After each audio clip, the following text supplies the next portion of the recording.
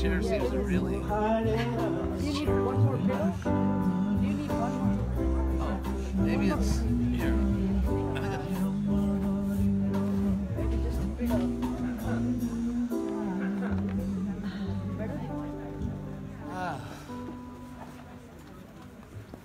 Good morning, everybody. Welcome to this Vyasa-Puja celebration for H.D.Goswami. This is a very special celebration amongst disciples. Particularly, this is H.D. Maharaj's 40th Vyasa-Puja, as in he's 70 years old today.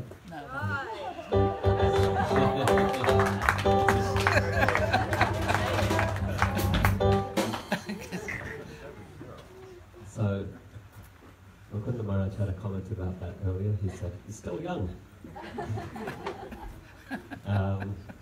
So, 40th Vyasa-Puja celebration. Oh my God. So yeah, That I've means been I've doing been- this service for a long time. Most of my life. Most of it, yeah. And so, for us here in Australia, it's most kind that H.D. Maharaj has agreed to allow us to celebrate Vyasa-Puja here, because we're only a very, very small group of disciples in this country. And so most of Maharaj's disciples are in South America, where he, under Prabhupada's direction, opened up South America, that has spread Krishna consciousness all across the all the South American countries, and served Prabhupada that way, having Prabhupada's books translated into languages of South America, and hundreds and you can say thousands of devotees made all across South America. And then Maharaj has also been another main area for his preaching service and accepting disciples as well has been the United States of America. And so here in Australia, a small group of disciples, the only other time that Maharaj visited Australia was 32 years ago, when he came just for a few days to here in Govardhana, and also visited the Brisbane temple on that trip. Since then, there have been many discussions about a return visit, and Ajita has invited Maharaj many times, and so we are so happy and grateful that that has finally come to pass. Maharaj has returned to these southern lands, and it's coincided with this birthday Vyasa-Puja celebration as well. So generally we celebrate Vyasa-Puja on the day after Prabhupada's disappearance, which is the actual Tithi calculation, the Vedic calculation for Maharaj's appearance date. And today is the actual birth date in the Julian calendar. And so, considering that Maharaj was here at this time on this date, then he kindly agrees to allow us to celebrate and to invite others, friends and well-wishers as well, to join this celebration. So thank you for coming. The way we'll conduct this ceremony is that we'll have talks from well-wishers, friends and disciples, and then Maharaj will speak something about Vyasa-Puja and the meaning of Vyasa-Puja, and also some just reflections on thoughts that have been expressed by devotees who are here, gathered here, and then we will have Guru Puja, and a delicious feast will be served after that. So we'll begin by inviting Mukunda Maharaj. Mukunda just expressed a desire to share some thoughts and best wishes on this very auspicious day.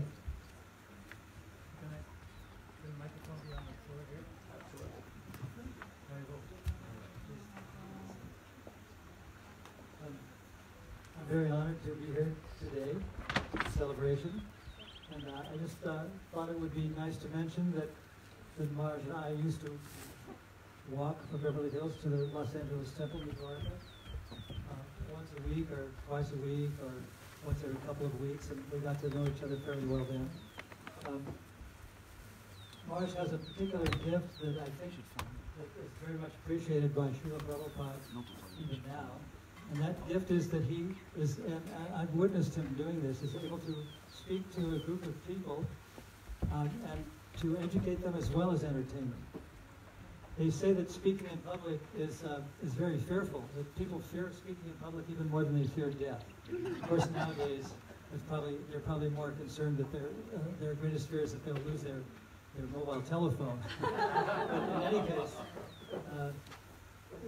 speaking in public can be very difficult for those who aren't used to it. Of course, we sannyasis are used to it. We do it all the time. But generally, it's a very fearful thing. But Maharaj has a special gift. I've noticed this, that he's able to not only educate and entertain people, but to develop an affinity for the people that he's speaking to, and for those people to develop an affinity for him. It's unusual, but it happens. I always had the fantasy that there would be a sort of a Billy Graham type of person that would preach Krishna consciousness, that because of his magnetism and charisma, or whatever he had, he was very much admired and adored by the people he spoke to. And Hridayananda Maharaj has this talent. It's the talent that was given to him by Krishna, and not all of us have it, and very few people have it, I think, that I've encountered. And it is a very wonderful gift, a gift from Krishna, that we can all be very happy to know that it exists. And it's not an easy thing to do, to get up and speak before people, but some people just have the ability to do it, and they do it very naturally, and they do it in such a way that their audience becomes enamored, you might say. They're not only educated and entertained, but they want more and more and more and more and more. So, you know, there's a word in English that means more. It's encore. When I was in Germany once preaching, there was a German word that means more encore, because they liked the kirtan. They were about 18-year-old people in a place called the Cougar Club near Hamburg, and they wouldn't let us go. And I think this is a similar situation with Maharaj, that he speaks and people don't want to see him leave or stop, but that happens, you know, because after all, we all have to stop someday and in our tracks. But it's something that people don't like to see happen. Anyway, it's a very great thing, and it's a wonderful gift that Krishna has given him. And I also want to say that I can't stay for the whole celebration because of medical reasons, unfortunately. And but compared to myself, Maharaj is what I would call, and Prahlad Maharaj referred to this earlier, a young whippersnapper. He's about 6 years younger than I am. So it's have this American sort of slang term, young whippersnapper.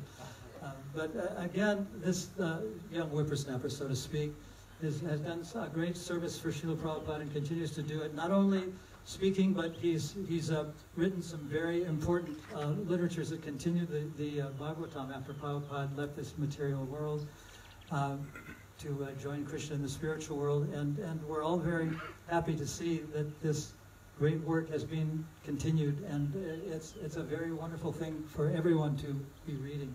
And I just want to encourage everyone to continue to read beyond the 10th canto up to the 11th and 12th cantos if you haven't already done it. Read it again. It's very good reading. So I just wanted to thank Maharaj for allowing me to be here and to speak, and for Ajita and Sri Hari Bhakti and Dviti and all those who have organized this wonderful event. And I think it's something that we can all remember, and Vishnu John is going to be videoing. I think he's videoing now, some of it. And so it's something to be remembered for many years to come. It's not just that it's a birthday party. When I was younger, I used to dread birthday parties. Once I was about 7 or 8 years old, I sort of got used to them. But when I got a little bit older, about 10 or 12 or 13, I used to actually dread them, because they were just like, okay, you're king for a day, or queen for a day. But it faded very rapidly, and all I was interested in what presents I was going to get when I was younger. So this is much more than a birthday party. And as we'll hear probably when we celebrate Prabhupada's disappearance, that the disappearance days are, in a sense, they're they're more important than the appearance days, because they're a time when we can judge what a person has done with his or her life during the times that they have come. But in Prabhupada's case, and in the case of Pradhana Maharaj and others, the appearance days are also very important. They're kind of like birthdays, but they're times that we can relish and celebrate and remember for all times to come. So I wish to thank everyone who made this event so wonderful, and for Maharaj letting me speak. I'll be talking with him a little later on during his visit to this country. But again, I want to thank you all. Hare Krishna. Right. Is this microphone? Yep. Perhaps I can just say a few words on about Mukunda Goswami. First, I'd like to thank you very much for coming. And Mukunda Goswami is one of my heroes. He is the book he wrote. What's that? You ain't seen nothing yet. So, but actually, in all honesty, I am very easily bored. And the book that Mukunda Goswami wrote is one of the best books I've read, and I felt it gave one of the most important pictures of Prabhupada. And for me, the time when Mukunda Goswami was just helping to establish and finding all the first temples in ISKCON in New York, San Francisco, and then London. It was a golden age for ISKCON, almost like Prabhupada's Vrindavan Leela. And Mukunda Goswami was instrumental practically every step of the way in establishing ISKCON. All of us are, of course, reaping inconceivable benefit from the fact that there is ISKCON, which is Prabhupada's mission. And so I'd like to thank Mukunda Goswami, because all of us who are members of ISKCON enjoy extraordinary benefits because of the work of great pioneers like Mukunda Goswami. So thank you very much.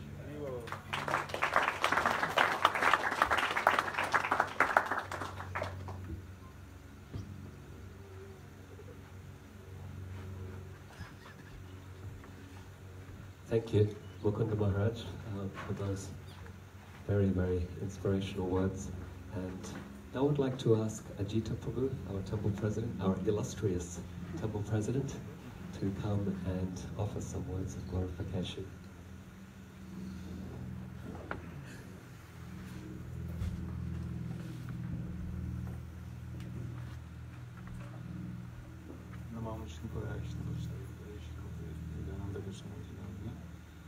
Namaste Sir, Namaste Guru, Namaste Guru Hamshara,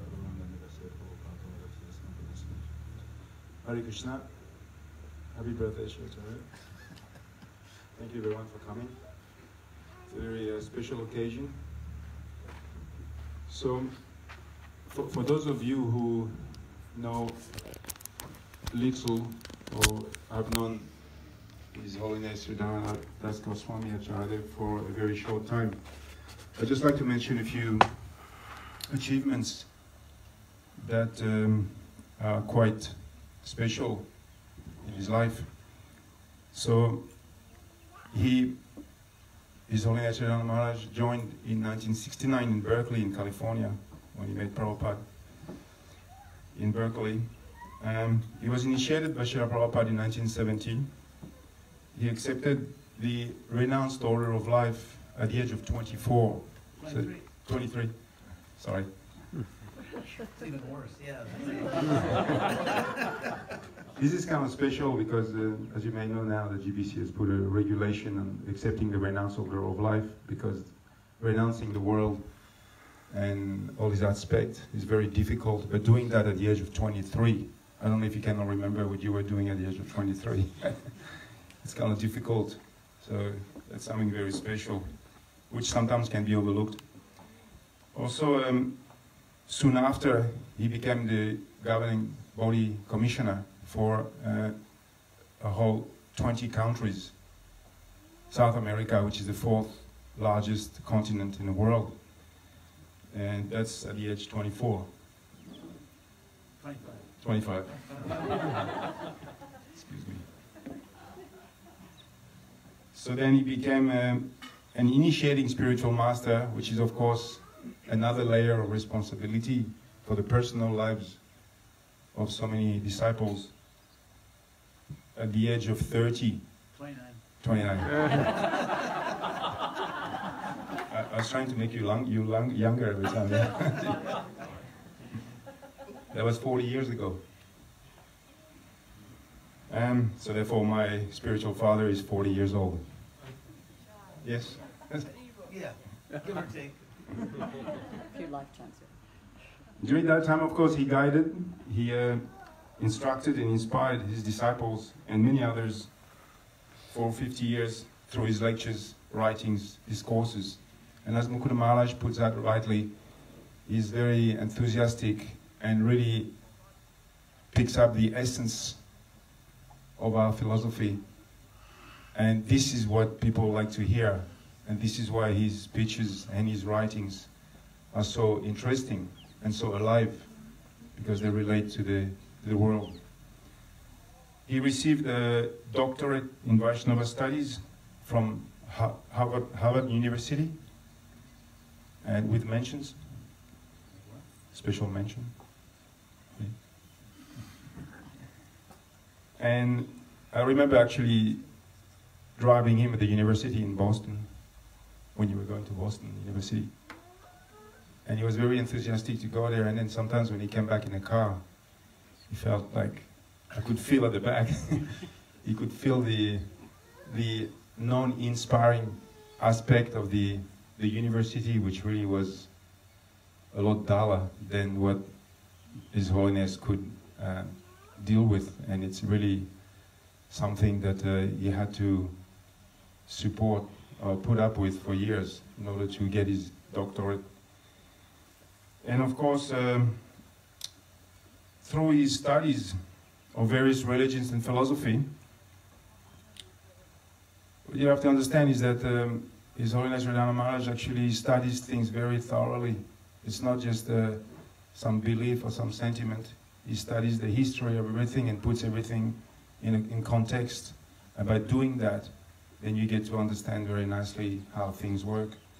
So because of this, he is actually an invaluable asset to the International Society for Krishna Consciousness, because he actually keeps the overall direction and remains at the cutting edge of ISKCON. And of course, one of his major achievements is to come to Australia. But although all these achievements are unprecedented, as mentioned before, still the greatest one, in my mind, is the unbreakable enthusiasm to spread Krishna consciousness in the Western countries, just as Srila Prabhupada, the founder Acharya of ISKCON, personally taught his dear disciple. So the very definition by Srila Rupa Goswami of an advanced devotee is one who constantly devises means to spread the holy name of Krishna. And according to the Merriam Dictionary, to devise means to plan or invent by careful thought. And this is exactly how I see His Holiness Radhana Maharaj act in the world. Plans very carefully, he thinks very carefully, and then presents a way to present Krishna to all and all. So therefore on this special day, we are here to acknowledge this and to show some gratitude to the special gift from the Lord in the form of his very special devotee. So thank you very much, and all glories to His Holiness Radhana Maharaj. Hare Krishna.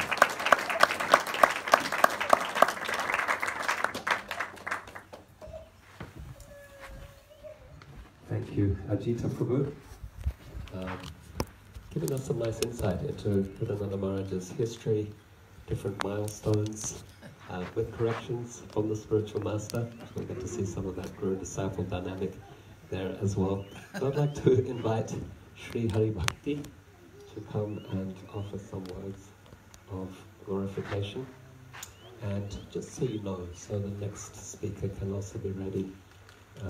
After Sri Hari Bhakti will be Krishna Gana. Krishna Gana? Yeah, great. Okay, so you can be ready.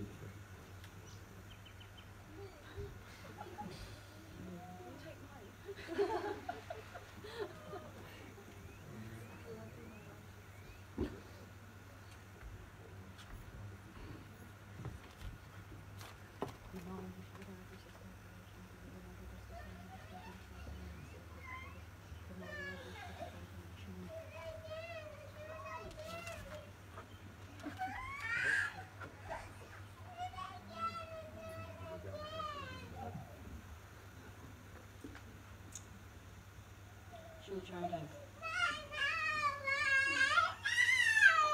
Please accept my most respectful obeisances.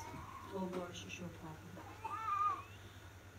I take the time today to honour you on this day of your 40th Vyasa-Puja. It has been amazing for me to be able to serve you on your return trip to Australia after 32 years since you landed at our shores. Somehow I have the good fortune to serve you. I have to thank Vinod Bahari Prabhu for enabling me to serve you this whole visit. He kindly gave me the time out from my duties at the Gurukul to serve you right through your entire visit. To have your wonderful association and getting to know your personality at close quarters has been fun and exciting for me. To hear you speak on topics that ring loud and clear your commitment to Srila Prabhupada. Preaching in the West is your mission, to try to cultivate an open preaching stand to the educated persons of the West, as Srila Prabhupada requested this of you so many years before. A very dynamic approach, so that anyone can feel comfortable to be part of our great heritage that Srila Prabhupada brought to the West way back in the 60s.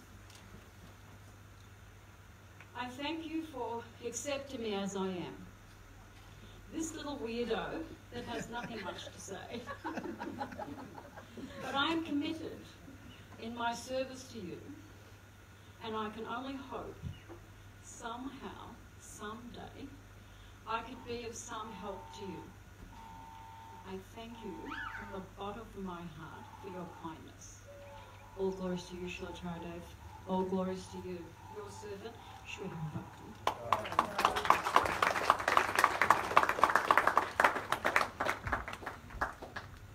Thank you, Sri Hari Bhakti. Some very sincere words of surrender there. So now we'll ask Krishna Gyan Prabhu to speak, and then Madhuri, you can also be ready. Madhuri.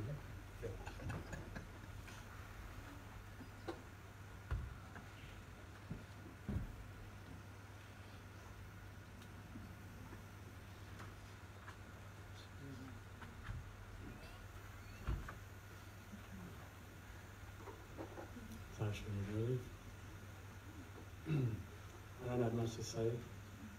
It's not my thing to speak a lot, as everybody would know. I'd just like to say how grateful I am for the opportunity that you have given to me and to the guidance you've given to so many people around the world. I know people who I have never met personally. Somehow or other they know that I'm your disciple, and they're so happy to talk about you and the things you've done for them in your life, in their lives.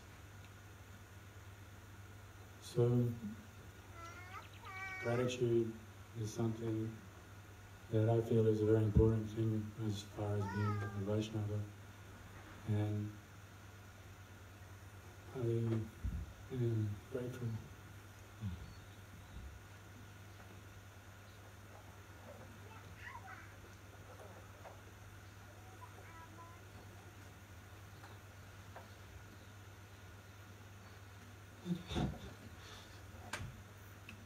I'm so happy to repay.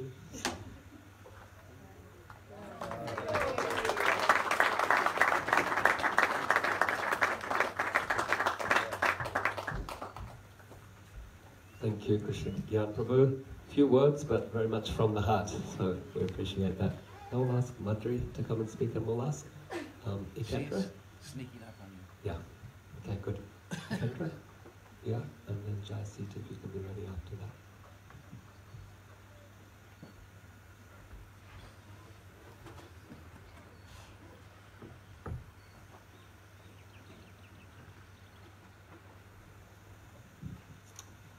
Srila Chodev, visits on humble basis, all glories to Srila Prabhupada. I'm so grateful for all your Facebook Live videos. They make my practice attentive and enthusiastic. This year I'm honored to engage in the service of distributing your books in Australia and New Zealand with the help of Ajahn Prabhu. Please continue to bless me so I can find deep genuineness within me and rededicate my life to Srila Prabhupada's mission with great fortitude. We are also excited for your visit in Australia, and thank you for allowing me to serve you. I'd also like to thank Shri Hari Bhakti and also Dhriti Mataji to set up all this. And also one thank you to my husband Raja Vidyadas for supporting me in my service. Thank you, Srila Chaudhary.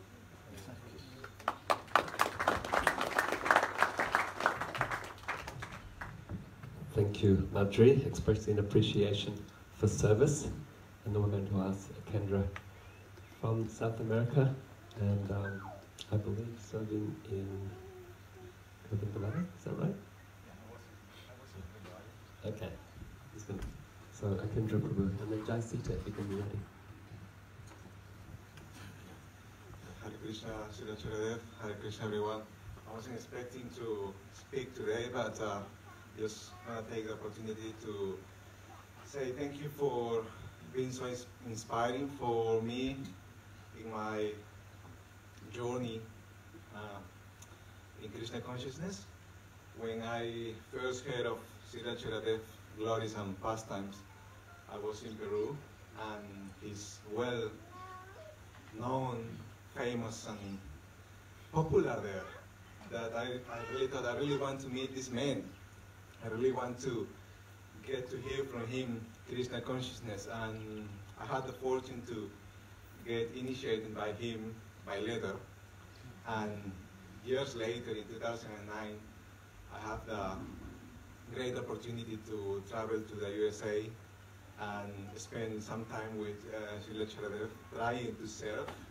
I think I didn't meet the expectations, but I did my best to try to do something for him after all what he has done for the movement. And I'm just so grateful that he has spent so much time writing and sharing all this knowledge that we all been expecting. So thank you again for giving me the opportunity, and thank you for being here in Australia and being with us. Hare Krishna.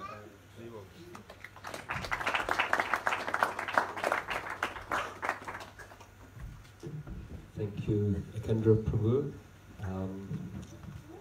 Service and separation, they say, is very powerful. Now we'll ask Jayasita. In the meantime, if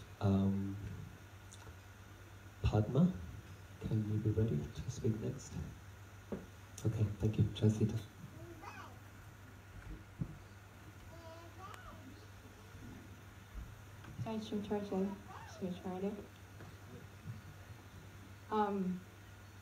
I'm very grateful for all your kindness all these years. This year is also like 10 years since I got initiated, and it's a wonderful gift to be here with you in your visit to Australia. Thank you for all your encouragement to go in Puerto Rico and try and do something there. Thank you for encouragement to use my talent in Krishna service and your inspiration to serve Prabhupada and to serve Krishna. Maybe I can read a little bit what I wrote for Vyasa-Puja offering. So Chiracharidas, thank you for your infinite kindness and love. Thank you for all the wisdom, guidance you continue to share with the world. Thank you for your sacrifice, dedication, and perseverance in spiritual life to inspire the world over in Krishna consciousness.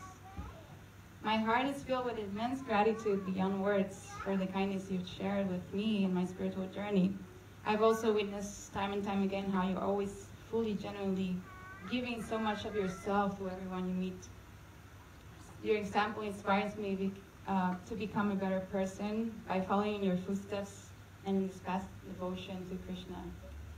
My prayer and offer is that I can become empowered to share all that you've shared with us and the love you've awakened in me for Krishna and Srila Prabhupada with all whom I meet. Thank you for inspiring me to do that through music and whatever talent I have in Krishna's service. So, Jai Shri Charidev. Thank you.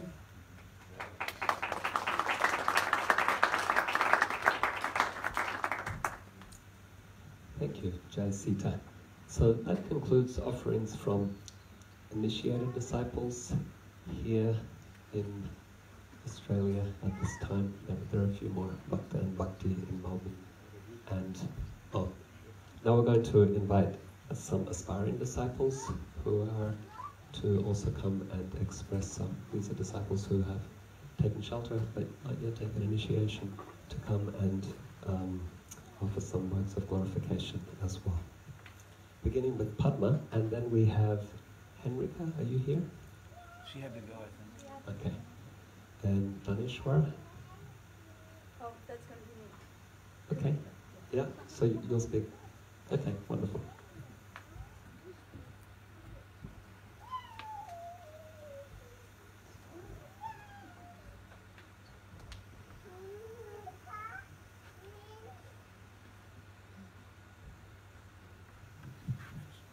Hare Krishna.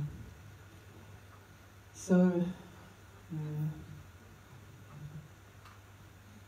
within Krishna consciousness, we do have all different types of relationships. We have more formal diksha relationships between guru and disciple. We have formal shiksha relationships between guru and disciple. We have all kinds of friendships amongst peers. And then we have relationships with, according to seniority and according to authority and so forth. But then there are relationships which they don't really need so much defining, they don't really need so much structure, because the devotees themselves, they inspire a sense of servitude and appreciation in each other. Naturally, they inspire this. So, this is actually my relationship with Vyasa Maharaj, at least coming from my side of things. Yeah.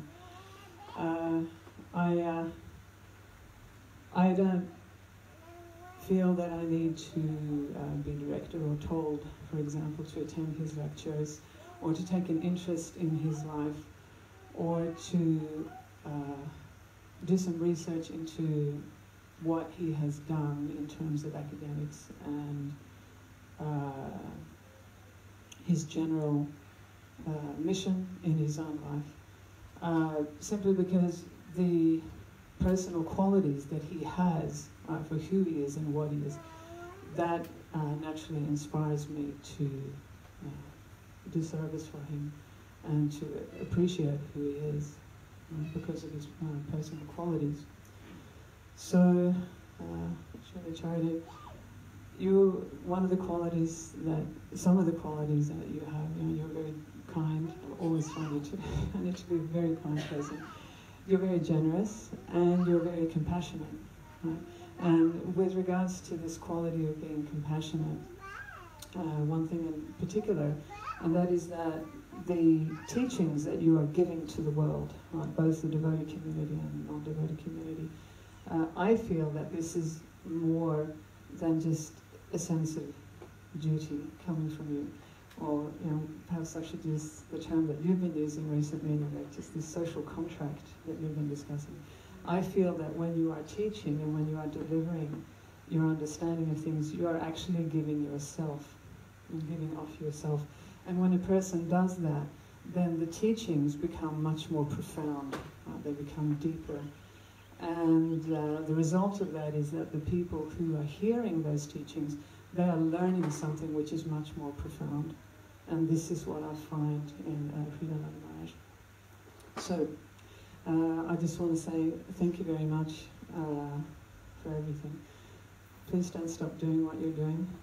Please don't change who you are or anything like that.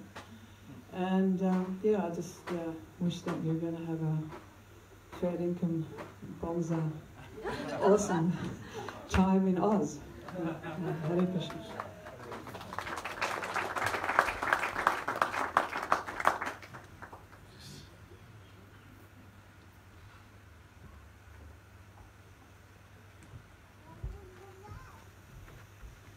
Thank you, Padma. Nicely rounded off with some local lingo there. So we'll ask Karunika now to come and speak on behalf of herself and Tanishwar Prabhu. And after that, we'll open it up to well wishes as well. First, I want to apologise that my husband couldn't make it, and also send my regards to my brother Bayu. Please step down on your obeisances. First, I want to say thank you for writing Quest for Justice. It's one of my all-time favourite books, and I've read it twice, and it just really connected a lot of things for me within that book. And I've just written a small offering. Prabhupada said that there are different ways to preach and give understanding with the same conclusion, but according to time, place and circumstances.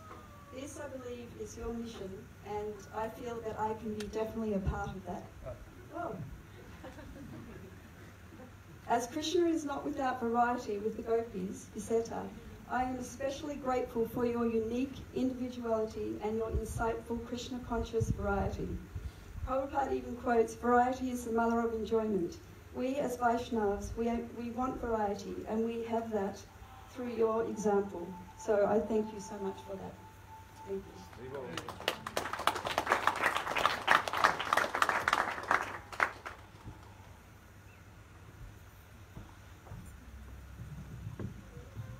Thank you, Karunika. Okay, so Jita Prabhu said that I should also speak as a disciple. So before opening up to well wishes, I would also like to offer some words of appreciation by reflecting on qualities that I see in you that inspire me and inspired me 32 years ago when I met you when you visited here in New Govardhana. I had the opportunity to do some service for you. Mahamantra Prabhu was your driver, and I used to help Mahamantra a lot. I don't know that I helped, but I would hang around when he was doing things. And so when he had that service, then I also got to tag along. And you were 12 years old? I was 12, yeah. So yeah, I got to tag along, and you were very, very kind. So that was one of the first things that I knew of you, was that although you were one of the, in those days there were few initiating spiritual masters in our society, 13, 14 at the time, and so I had grown up with a very reverential attitude towards the spiritual masters, and then I was disarmed by your kindness and your openness, and I could see that in your interactions with others as well. You were disarming with your openness and friendship, so you could befriend anybody very, very quickly, put them at ease, make them feel relaxed, and I experienced it firsthand very quickly, how personal you were, and how you're interested in talking to me and asking questions and having some kind of discussion. And so that was, but then I've seen over the years that you're the same with everybody. That's just who you are. You're this very, very kind, open person. And so that was the first quality that I really appreciated in you. Shortly thereafter, then I got copies of your lectures, and then I got to learn how you were brilliant. So from the kindest person, I also understood you're the smartest person that I had ever heard speak before. And as I listened to your lectures, it gave me conviction about Krishna consciousness. So we have some teenagers in the house, and so when you grow up as a child in Krishna consciousness, you accept everything because that's what your parents tell you, and you have an experience of Krishna consciousness as this most wonderful thing. But as a teenager, you start to want to understand things in a rational way. And for me, your lectures were what provided that rational logical explanation, foundation for Krishna consciousness, and it was so inspiring for me that I would just learn the arguments. I would rewind, listen, just follow the logical train, take notes, and really try to dive deep into how you were explaining things, and then I would look for opportunities to communicate that to others. So I was telling Acharya yesterday that I would actually walk up and down, once I got to Auckland, I would walk up and down Queen Street in my robes with the shaved head, waiting to be stopped by somebody, so that I could then use these arguments that I'd learned from listening to your lectures. Or sometimes if I couldn't get into town, I'd just go to the phone book and call up churches and have debates over the phone with whoever would answer the phone on the other end. So that really inspired me to preach and to develop that attitude or even an identity as someone who represent the mission in as a preacher of Krishna consciousness, and that's really molded my life going forward. Another thing that I came to learn about you as our relationship developed was your sense of humor. So I also learned that you are the funniest person I ever met. So kindest to smartest to funniest, that you have this incredible sense of humor. Everything's, you're very clever plays on words and jokes, but then my sense of humor is a bit dry, so I get a joke but I don't outwardly express it as much. But then you have this very overt sense of humor. You like to laugh, you like to really savor and relish the moment or the joke or the wordplay. And I saw yesterday how much Ajita has imbibed this in you, so everything you said, he had a funny response and an opposite meaning to it, and I could see how you were relishing that relationship. And finally, and most importantly, how you're so Krishna conscious, and I saw that very quickly, so I didn't wait for many years to see that aspect. I saw that very quickly, how Krishna conscious you were, how you would connect everything to Krishna.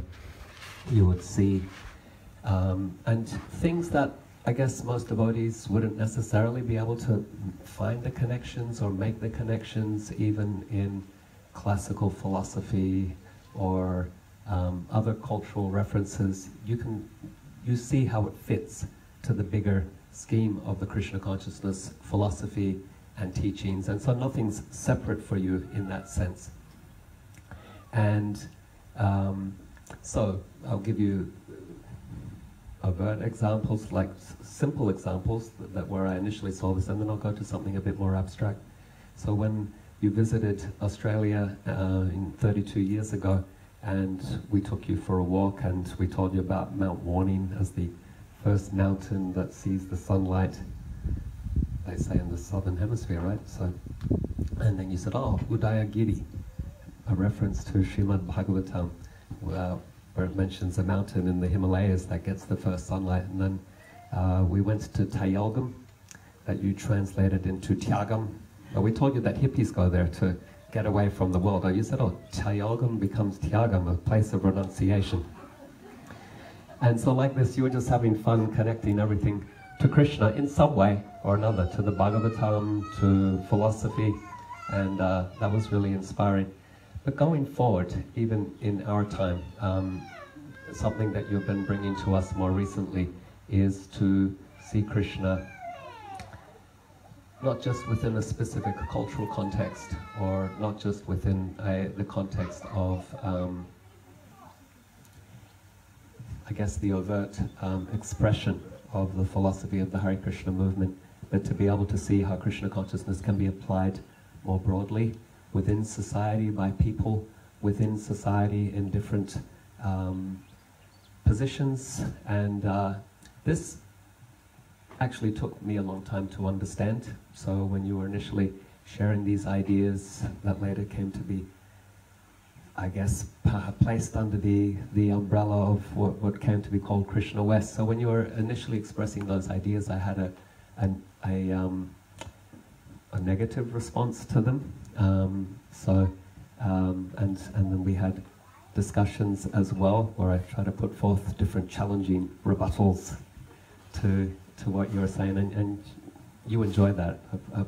That's also, I think it gives you a lot of fun to be to have that philosophical discussion, argument, and so initially I didn't understand what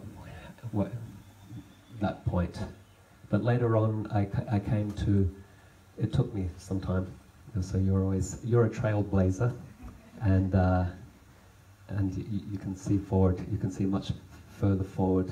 You're much more forward thinking than possibly anyone I know as well. And so for me, it was a reflection on how we spread Krishna consciousness, and I started to think about how I would like to connect with middle classes, the mainstream of society, and how we weren't connecting with them. And so I started to, as a preacher, thinking about how I would do things differently. And then I thought, what would the end result look like?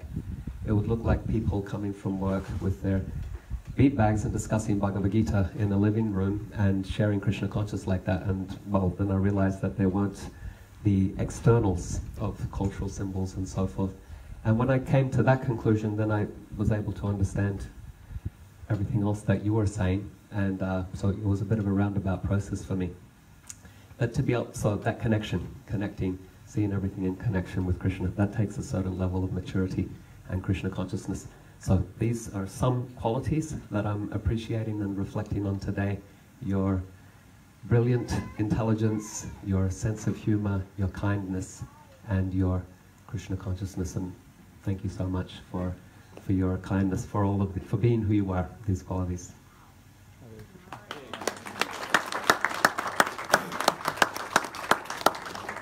Okay, so now we're going to open up to well-wishers to come and share offerings. And Shuklam, your god sister Shulachadev, Shuklam has... Suklam. Sorry, there I am getting the name wrong.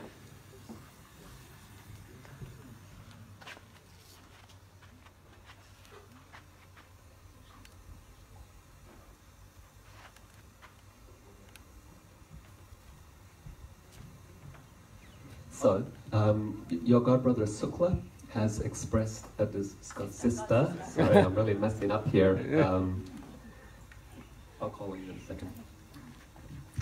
And so Sukla was one of the pioneers of the Hare Krishna movement in Australia, joining and serving in Sydney. Do you want the mic right there? In Melbourne?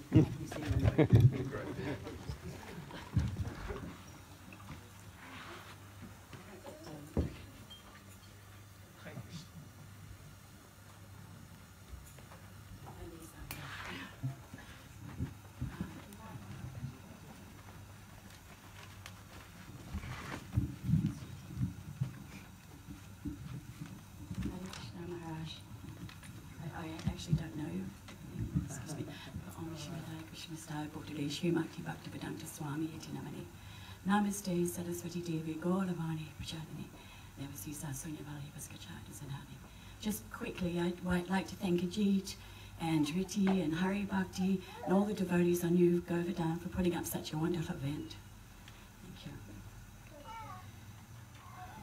So the term politically incorrect resonates from the lecture given by Sri H.D.Goswami on Govardhana Puja celebration, reflecting on the term political correctness, which is used to mean the conventional, normal discourse to describe language, policies, or measures that are intended to avoid offence to members of particular groups in society, led me to the deduction that many great personalities throughout history were habitually indelicate, and for those wanting to impart a greater awareness, the slogan politically incorrect is almost a given.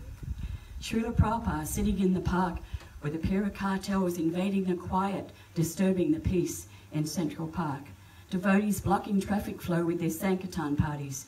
Book distributors harassing the sleeping souls. Srila Prabhupada's writings and lectures that shake all professed conventions and ideologies may seem politically incorrect, but that is the gift imparted by those who choose to contest the norm, awaken our consciousness, and make us challenge perceived philosophies. Thus, for those on the path of bhakti, we are forever grateful for the bold. And I'd like to thank you, Maharaj, for reminding us that that's what we should actually attain to.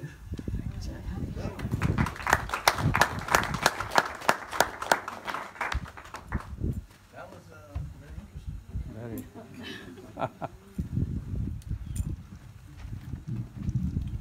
Thank you, Sukma, for that. Well, yes, important words, so important observation. So we'll ask Catherine to come forth. So Catherine is an aspiring disciple who didn't get called up earlier, so please come.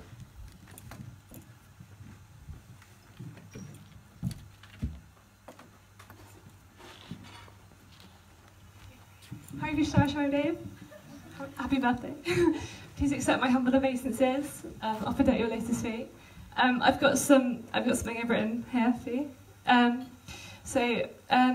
Yeah, thank you for accepting me as your aspiring disciple. I thank Krishna so much that he sent me to such a spiritual master. Thank you for providing me this journey in life in your service. I feel that you genuinely accept me for who I am, and you genuinely love me for who I am, and so that's showing a true spiritual quality. You're a very inspiring and kind person, and you lighten things up with your lovely sense of humour as well. You kindly give me your guidance and advice on all kinds of matters, and you kindly answer all of my questions. You're also the most intelligent person that I know as well. Thank you for all the time you've given me. You being the way that you are inspires me to serve you. Thank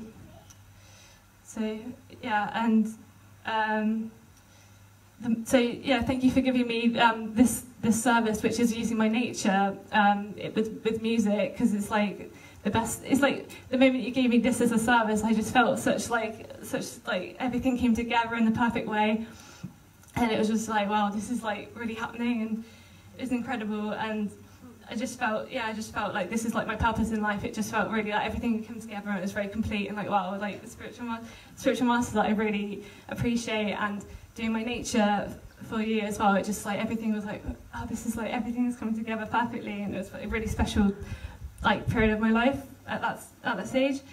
Now I feel it's my long term. This is my path in life, and so you're bringing opportunities and meaning to my life every day, and I feel that it's the perfection of life to be serving such a spiritual master as yourself. Especially with my own nature, and I'm very grateful to know you and to serve you, and I know that I am blessed beyond my vision. So thank you again for training. Hare Krishna.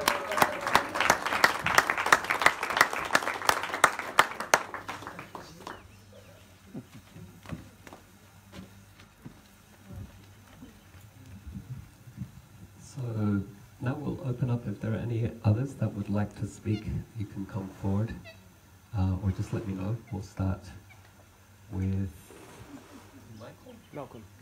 We'll start with Malcolm. But any others who would like to speak, then just come and see me off the side here.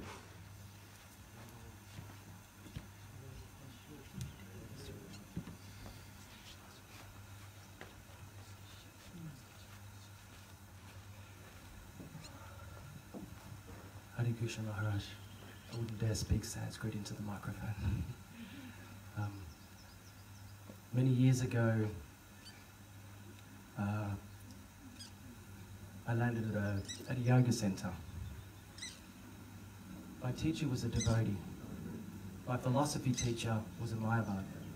I was caught between these conflicting ideas of what philosophy to follow. Very soon after, I was gifted from Vyasa-Puja a copy of your Yoga Sutras translation by Hridayananda, by yourself. So it was I read that, and I was able to see from that perspective, and it understood and it made sense, and I was able to make the presentations necessary. So very early on in my Krishna consciousness, you played a very big part. I ended up moving on to New Govardhana and being guided by some of your disciples, H.D. Prabhu, Krishna Gana Prabhu, and also Madhurya Das. who have very openly guided me from your teachings like this. I ended up in Mayapur and I had to wear a dhoti. Something I was not so used to. I was out there and a very kind devotee came up and said, "Prabhu, come with me. You've got your dhoti on back to front." And he helped me to adjust my dhoti and wear this. You know, it wasn't something I was so comfortable. Krishna consciousness in wearing this attire was not so natural for me. So in understanding your teachings and being guided through your instructions, the external attire is not what Krishna consciousness is about. That it's about loving and establishing that beautiful relationship with Krishna. It's helped me so much on this journey. So I thank you for bringing this concept and helping me to fit into this international society. When you arrived here at New Govardhana, I had a realization when you were doing your tour around Krishna village. I realized that you've basically shaped me to who I am today. Through your teachings, through your writings, through Krishna West, like it's actually helped me, it's brought me to who I am today, so I thank you for that. The literatures we use in our yoga teacher training are predominantly your writings and your teachings. The comprehensive guide to the Bhagavad Gita, Patanjali's Yoga Sutra translation, and the teachings of Krishna West. So thank you so much for bringing and inspiring in this way. When I saw you, it was interesting because I'd heard so much your voice, I'd seen pictures of you, I'd read so much of your writing, but then there you were. And I was like, oh my God, he's real. He's actually real. It was like meeting a movie star. I went jittery, I was anxious, I was nervous, and you know, it's been an honor to listen to your lectures and actually be able to associate with you a little bit and meet you on a personal level. So I hope that I get this opportunity a little more. Thank you for everything that you bring. Thank you for who you are, and thank you for bringing me closer to Krishna. Hare Krishna.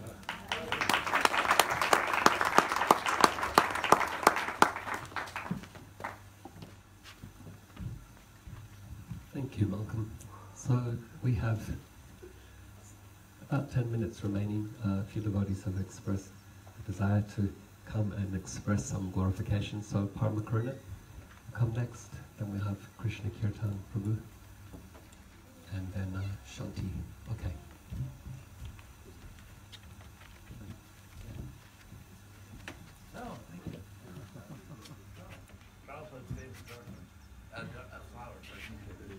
I used to put floor-length gardenia garlands on Prabhupada when he arrived back in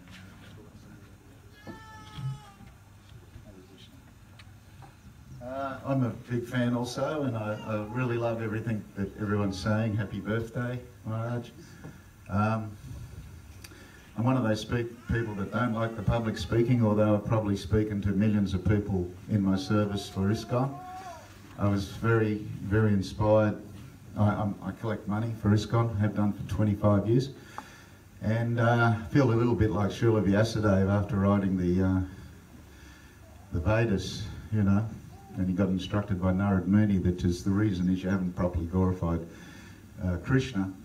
Although I've, you know, been part of the movement, many Harinams, and I'm not here to talk about myself. I'm just here to say that I want to pray to you on your birthday that, you know, you have a glorious time and you beaut and ripper mate, and, you know, I'm so glad you're down here, and if you want to go surfing this afternoon, I'm happy to take you out on it.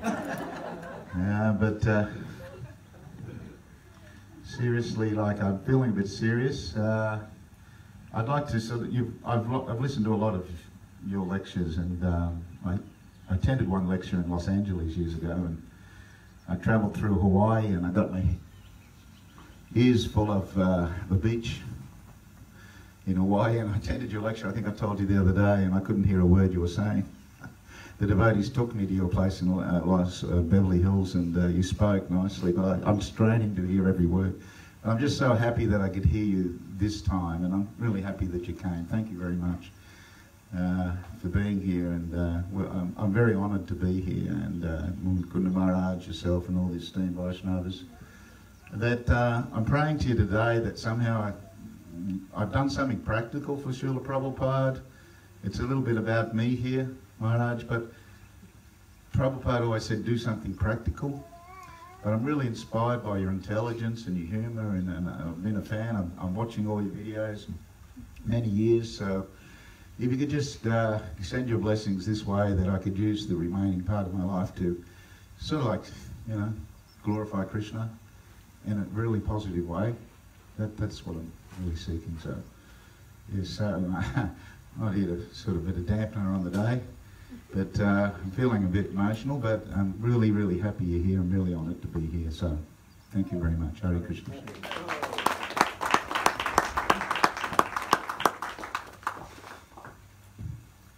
Hi, thanks Prabhupada. No dampener there. So, we'd like to now invite Krishna Kirtan Prabhu and then Shanti following that. Hare Krishna Maharaj. I was sitting there remembering the first time I ever heard you, which is I was a young brahmachari in 1981 attending my very first opening festival. And if you remember the history of ISKCON at that time, it was a smaller society with 11 superheroes. You were one of them. And I was sitting there, so it was a very exciting time to go to Mayapur. And I still remember the very first lecture that you gave. It's inspired me since. You were speaking for the first canto, and the astrology on Parikshit Maharaj. It was a Maha Bhagavat. You went and explained what a Maha Bhagavat was, which I didn't even know what any other words meant at the time. But he said Bhagavat is a pure devotee, a very special soul, very, very rare. Then you want to explain that amongst such rare Bhagavat devotees, one comes along that's a Maha Bhagavat, stands out amongst those great devotees. But then he said, even amongst them, if one stands out, he said Maha Bhagavat. And he said, this is the position of Maharaj Parikshit. But then you paused and you said, this is the position of Srila Prabhupada. And that was a great moment for me to help me understand the greatness of Srila Prabhupada. And that lecture stayed with me all these years. I've always considered you a great hero in our society. A little bit like someone mentioned, you mentioned the movies Malcolm. I know we don't watch movies, but there's a movie called Troy. You want to see that? Don't put your hand up. And the opening scene, you have, I think it's Brad Pitt and his transcendental sleeping in there, having a bit of a snooze, and he gets called out. And then the other army has this massive, some freaky-looking big monster hero comes out. The old brat hops out of bed, runs out and takes him out in half a second. So I've always felt you're like that. You're our superhero within our society. I don't think anyone on this planet, whether they're a great philosopher, scientist, theologist, Mayavadi, atheist, whatever they may be, can sit in front of you and you cannot defeat them in battle through your transcendental power that you have, this transcendental mind. I mean, it's been quoted that Prabhupada said you had a spiritual mind. Is that correct? Transcendental brain, even better. So that's like Mukunda Maharaj said, it's a great gift for our society because we all need our heroes. We're especially little foot soldiers. It's nice to be able to stand behind such powerful creatures as yourself, and we're very grateful to be in the society and have someone like you to look up to. Hare Krishna Maharaj.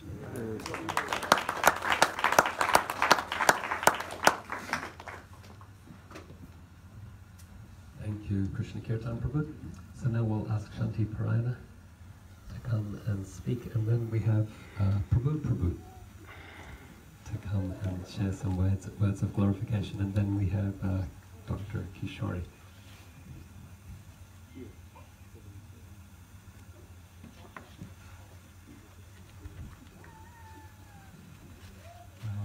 All glories to you on this anniversary day of your appearance. 40 years as a spiritual master and still counting. I believe I've got to speak extemporaneously, nothing prepared. So please forgive me if I get stumbled and tongue-tied. I believe that along with a transcendental brain, you're also dubbed a wise guy. I don't know who said that. Is that correct? I haven't heard that, but yeah, why not? Well, somehow or other, by the mercy of your disciples, Ajita Prabhu and Sri Prahlad, they've directed me here. Sri Prahlad, in just being a friend, showing an example. Ajita, as a mentor, as the temple president, he came to Mayapur and harassed the bag out of us, kept on every year for about 6 years, saying, you've got to come, you've got to come, you've got to come. So I'm here now, and I'm trying to take shelter of them. In about 10 years ago, I was driving Madhuri and Roger Vijay's car, and they had, of course, your lectures in the cassette player. So I listened to them again and again and again, and I got the point that you're trying to get people to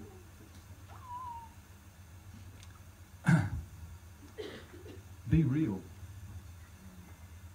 not Dandavat devotees. To be able to represent properly the tradition, not just the externals. So I really appreciated that, and I appreciated your ability with Sanskrit and grammar, English, and of course your Srimad Bhagavatam. So I'm trying to follow in your footsteps, long way away, footsteps of the followers of your followers. So please give me your blessings and enable me to become a worthy follower of your amazing example.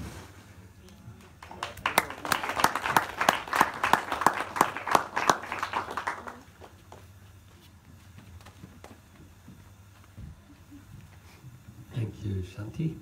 So now we'll invite Prabhu. Prabhu. Always have fun with that name. And then Kishori. And after that we'll ask Maharaj to speak. Yeah, I wanted to have a chance to glorify myself. Hare Krishna. Maharaj, if you'd have told me a few weeks ago I'd be up here celebrating your Vyasa-Puja today, I think you're kidding me, actually, you're joking. So I find it unusual that I'm here. And it's great to be with all your followers here and celebrating such an occasion. Maharaj described you as a whippersnapper, so I don't know what that makes me. Like the most junior whippersnapper. I joined the society in 1975 and was initiated by Prabhupada in 76. And just looking back to my experiences with yourself, Maharaj, in those years following Prabhupada's disappearance, there were some challenging years for ISKCON. And for some of us junior devotees who were looking for leadership, they were some hard years. We had a tape ministry in those years back in Melbourne, and every year the devotees would tape all the lectures in Mayapur. So that was the nectar we used to look forward to every year, and particularly your classes. And I still have your cassette tapes from those years. And there was one class in 1982, which was a very difficult year. Some of the gurus had actually fallen away.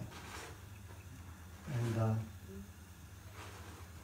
still remember some of the words from that lecture you were talking about, that our movement is not meant to become third class. Everyone go out and get their nectar. And you said that serving Srila Prabhupada, pleasing Srila Prabhupada, that is the highest nectar. So that's something we always aspire to. And we thank you very much for your leadership in those years. You're very inspiring, you're very strong, powerful, and it was a great inspiration to us junior disciples. I also wanted to Mukunda Maharaj just talked about it, and also Sri Prahlad. You have this wonderful ability to connect the sublime and the ridiculous into the same narrative, and then make it all work, and make it satisfying and humorous. It's very satisfying to hear your lectures. I've been listening to your recent series from some years ago recently, the ones you did on Mahabharata. They were quite enlivening. What else was I going to mention? I wrote a letter to you actually in 1992. I was in New Zealand. And you very graciously replied to that letter. So I was very happy to get that reply. And because having followed your preaching history for a number of years, but you reinforced in that letter that you've observed the tendency of the grihastas not to uphold their obligations of the ashram, and you encouraged me to stick to the path and stay steady in devotional service. So that was enlivening. Thank you so much for that. And just a humorous episode. I managed to go to Mayapur in 1984, and I went down to the Ganga with yourself and some other sannyasis. We were all in our shorts. At those days you would walk across the paddock. It was about 300 metres and there was a steep bank. So the devotees would dive off that bank into the Ganga. It was a real playground. But I remember at the time someone was reading from one of the literatures, and I think they were reading about Lord Nityananda. Lord Nityananda's navel was very sober. I remember you're all sitting on the bank there, yourself and Sridhar Maharaj is also probably, you two would have to be the most humorous duo in ISKCON. So everyone was looking around at everyone else's navel, trying to see if anyone else had a sober navel. So sometimes these little things in life is something we hang on to and cherish for many years. So thank you again, Maharaj, for your learning, which is such an inspiration, and also for your humorous outlook on devotional life. Hare Krishna.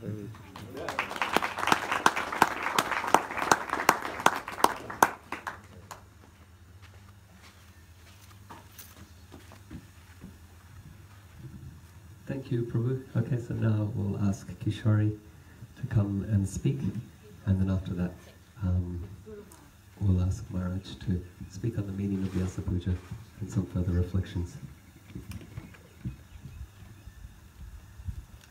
Hare Krishna, Maharaj. Please accept my trying to be humble obeisances. All glories to yourself, all glories to your wonderful services, all glories to Srila Prabhupada. So I felt it necessary to speak something today, and just to say that it's the first time I've actually, having heard so much about you, it's the first time I've actually met you in person, and as many have expressed, it's like a dream come true. It's wonderful to have you here, and I hope you are able to provide us more of your Vapu presence. But I wanted to say, as Shukla Prabhu has said, that being politically correct or incorrect, and many people, take a little bit of like, oh, is he serious? Is that for real kind of thing? And then it actually makes people dig a bit deeper and try to find out who you are and where you're coming from.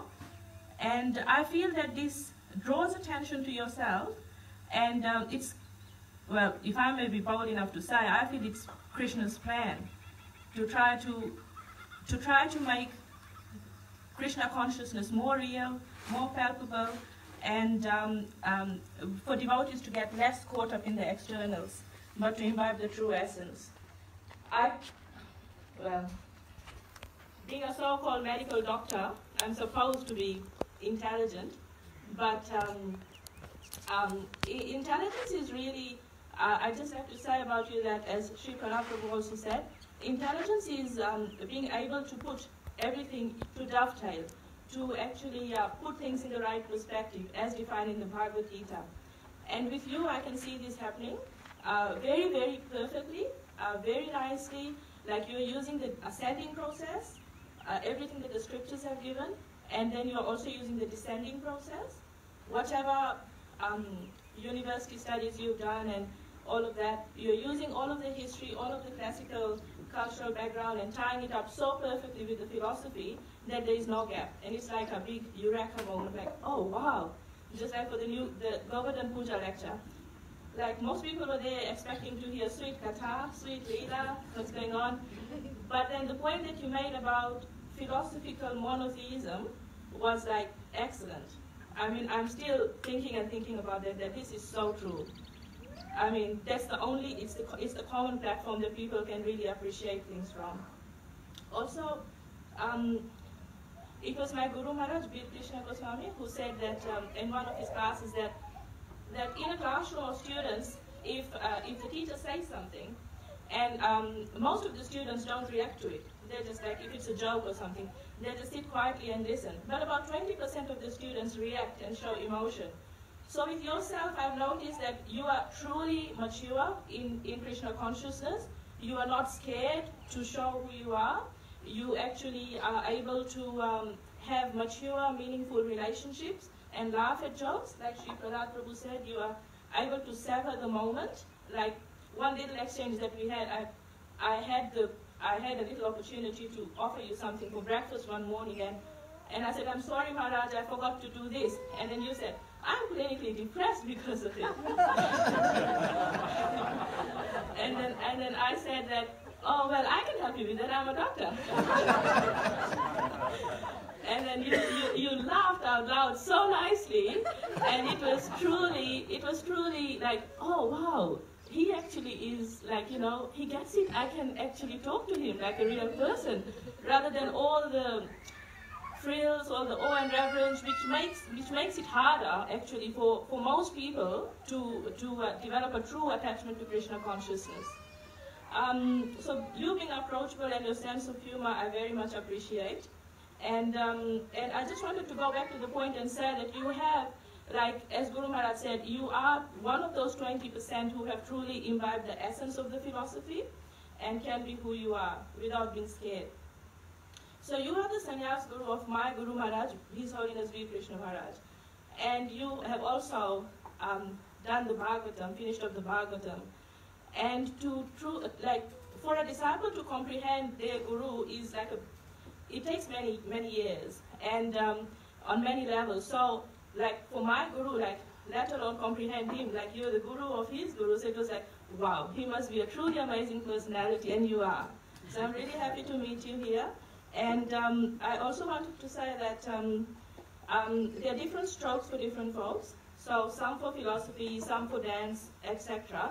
I truly appreciate the philosophy, and I truly appreciate how you tie it all perfectly together. So thank you very much. I'm here to serve. If I can be of any help, medically or otherwise, dependent on the mercy of your disciples. Thank you very much. Hare Krishna.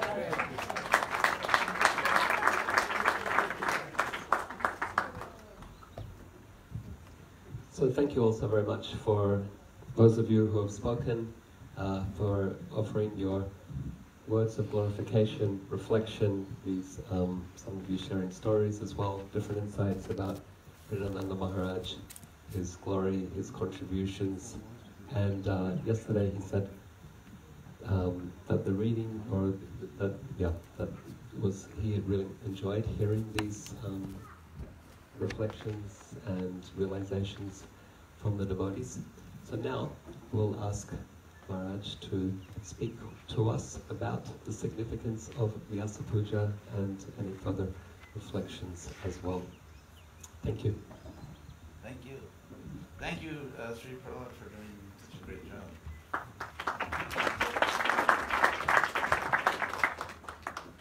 Hare Krishna. Thank you all very much for coming.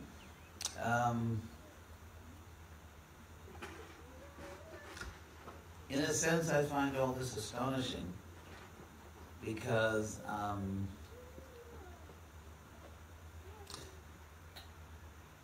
all of us, of course, are very tiny souls.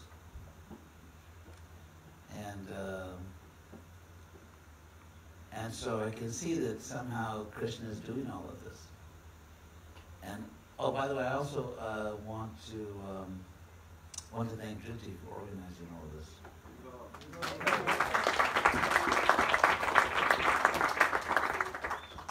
And again, thank H.D.Goswami for coming.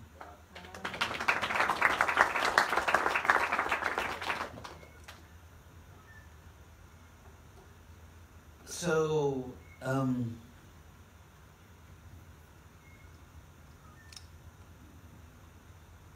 Krishna, actually everything is Krishna's mercy. I mean, the fact that in a world in which perhaps the most striking characteristic is pride and envy in the material world, we know we come to this world to lord it over other people. And so for me, to see so many pure-hearted devotees come and take pleasure in praising someone else is really the power of Krishna working through his pure devotee Prabhupada. And so as people were speaking, I was really thinking, I was really admiring their own purity of heart. That they're really speaking, I mean, not about me, because I mean, I have to live with myself all the time, and so I can't take myself too seriously, but I was just admiring the devotees, that how by their contact with Prabhupada and Krishna, through his mission, how so many great souls really take pleasure in praising another soul, which shows their own purity of heart. That's one thought I had. As far as the meaning of Vyasa-Puja,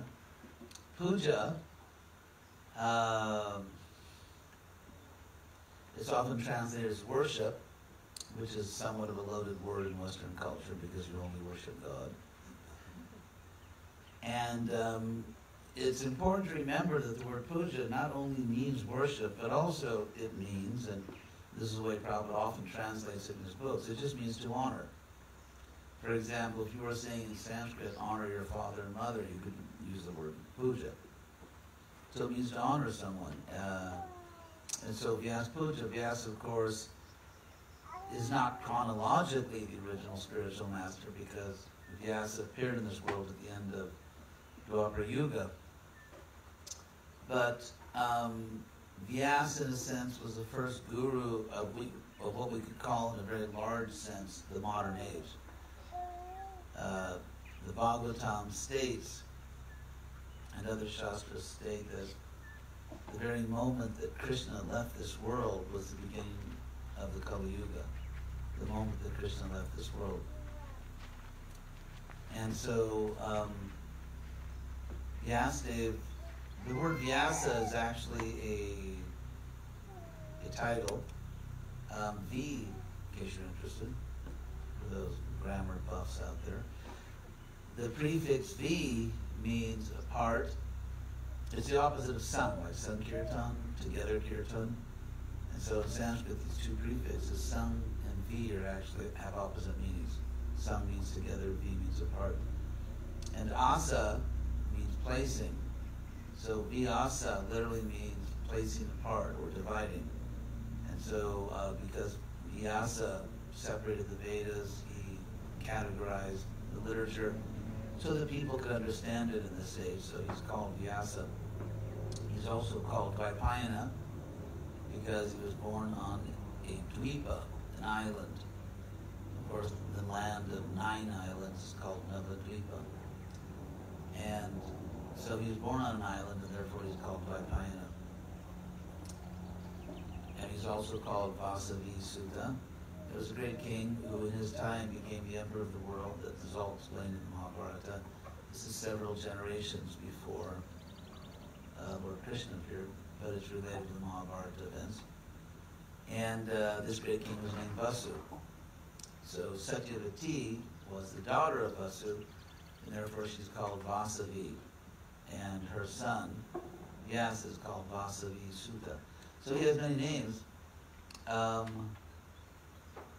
And because he Of course, we know the story of Vyasa.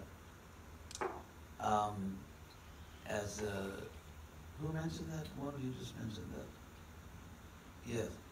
That Vyasa, after not only organizing, categorizing the Vedas, but also composing Mahabharata, we often say he wrote the Mahabharata. Actually, both the Bhagavatam and the Mahabharata do not describe anyone ever writing anything.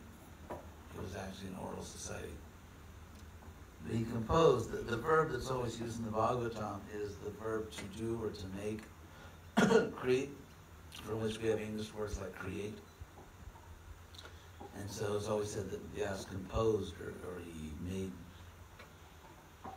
the Mahabharata. And he was still frustrated, as we often are when our bridge programs get too bridgy. And we get a little bit too far away from Krishna. So Vyasa, typical devotee, great devotee, he wanted to reach out to people. He knew that most people are not ready to just immerse their lives in God consciousness. And so he made all these concessions and sort of emphasized here are all the material benefits you can have by following this culture. And you see devotees doing that, whether it's astrology or Ayurveda, or cooking classes and so on. So it's a very old story where devotees are trying to reach out to a materialistic world by giving them some type of material information that will hopefully bring them within this great culture. And so Vyasa was not satisfied, he was frustrated, and then his guru appeared, Narada Muni, and they had an amazing conversation in which Narada gave him some nectar, so to speak, as we say in this business. How, just like, for example, Prabhupada, I remember sometimes I was sitting with Prabhupada and sometimes privately, and he would tell me these very interesting stories about his youth, about his grihastha life, and just interesting stories from his life. And in a sense, Narada Muni told Vyasa to cheer him up, because first he chastised him actually very strongly. If you look at the Sanskrit words, they're very heavy language. And then he said, well, I'll tell you how I joined the Hare Krishna movement. And so he described how he was a 5-year-old boy and so on and so forth. So Vyasa-Puja, honoring Vyasa, of course, we understand within our Vaishnava tradition means all who come in the line of Vyasa, all who are representing Vyasa, who composed the Srimad Bhagavatam. So in that sense, we should actually all honor each other. We should really all, because every faithful follower of Prabhupada is teaching in the line of Vyasa, and therefore should also be honored. And I remember I attended Prabhupada's Vyasa-Puja in 1972 in New Vrindavan, the famous Bhagavad-Dharma discourses. I'll tell you a funny story that happened actually. Actually, I got 2 funny stories here. Prabhupada came and people spoke. Prabhupada had the sannyasi speak because there were hundreds and hundreds of devotees, and so he just asked the sannyasis to speak. And then he spoke. I remember Vishnu Jana led the kirtan, sang the Samsara prayers. And then after the program concluded, and then Prabhupada wanted to go back to the house he was staying in, which was, I guess, a couple miles up the ridge. And New Vrindavan, everything's like up the ridge or down the ridge because it has a lot of ridges. But anyway, so there was one GBC, sort of heavy GBC,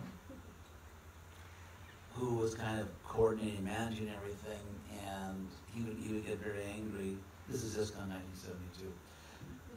He would get very angry if anyone dared to think or try to suggest anything, because he wanted to say exactly how everything had to go.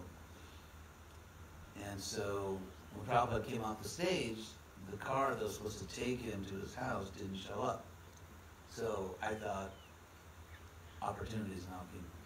So I ran to my little bright yellow Volkswagen Beetle, which Brahmachari had actually given me, Siddhartha Sannyas. His father had given it to him as a gift, and then he gave it away to a sannyasi. Thus, I'm sure, immensely pleasing his father. But of course, you know, those days we didn't really think about those things, or many other things. So anyway, so I had this little yellow Volkswagen Beetle, and I just ran to my car, jumped in, turned the motor on, and just, you know, did this maneuver, and then like literally seconds later, I jumped out and opened the door, and I said, Prabhupada, your car's ready.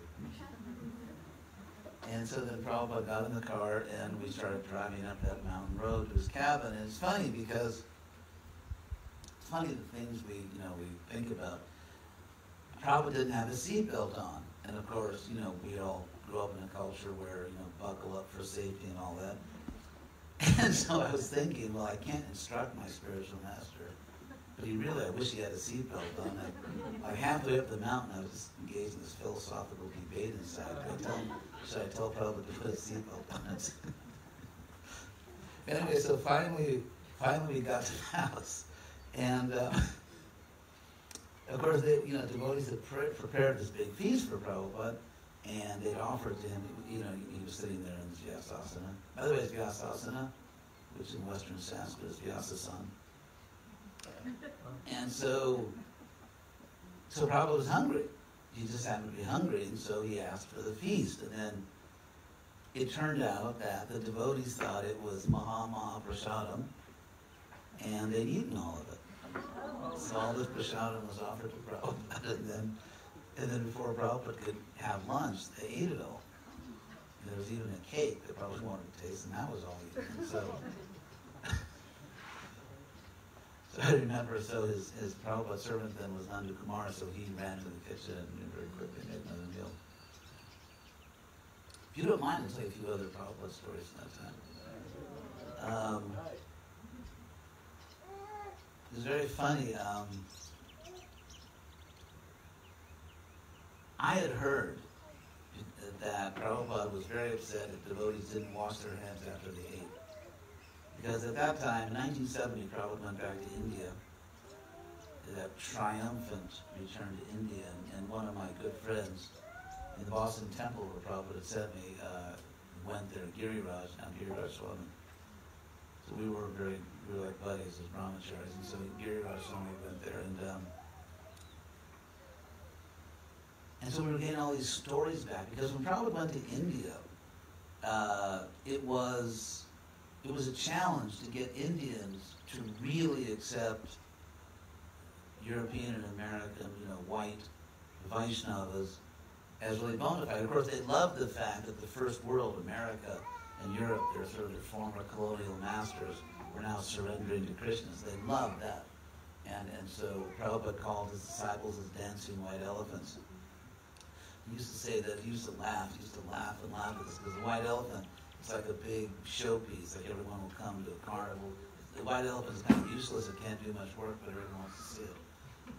And Prabhupada used to, you know, because Prabhupada had to accept so much anxiety to manage all of us, and he used to joke. There's one Bengali poem that talking about some overweight monkey that was assisting Ramchandra, but he was so overweight he couldn't quite jump to Lanka. And so Prabhupada, you know, talking about his Western disciples, used to say, quote, translate this Bengali poem, big, big monkey, big, big belly, Ceylon jumping, melancholy.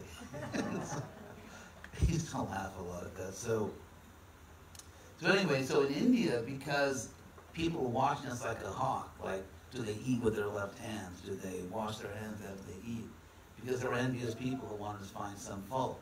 Because remember, India also had an extremely conservative side, sort of this Brahmana mafia, where Bhaktisiddhanta was almost assassinated because he made people born outside the Brahmin caste, Brahmins. And so there was a tremendous hostility, even toward Bhaktisiddhanta, the idea of sort of busting up this mafia. It's like, you know, like being a mafia buster and saying that anyone can be a Vaishnava, anyone can become a Brahmana, which of course is what Shastra says. But there was a tremendous, you could say almost violent hostility toward this. And if you look at the whole history of India for the last 1,000 years, you see it. So historically, the Vaishnavas were always kind of in tension with the caste Brahmins, because the Vaishnavas were always against this caste consciousness. They were always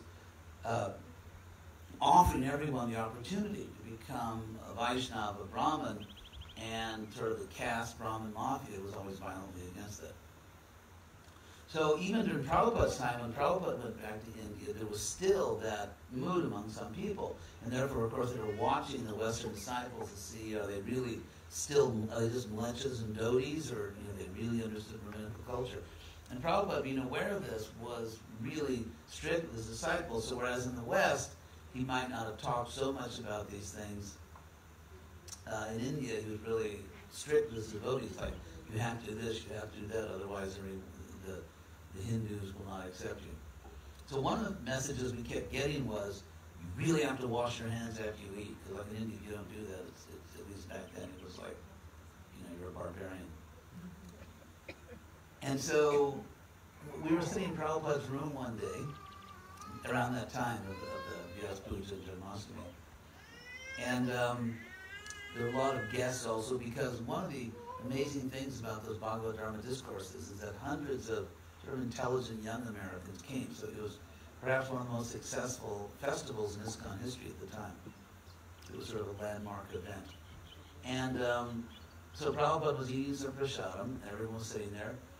And then, after he ate, he kind of looked at me and said, distribute. So I took this big tray, I went around and gave everyone some prasadam. And in my defense, I can plead, I'll use the insanity plea on the grounds that I was a 23-year-old male, which is sort of clinically insane. And so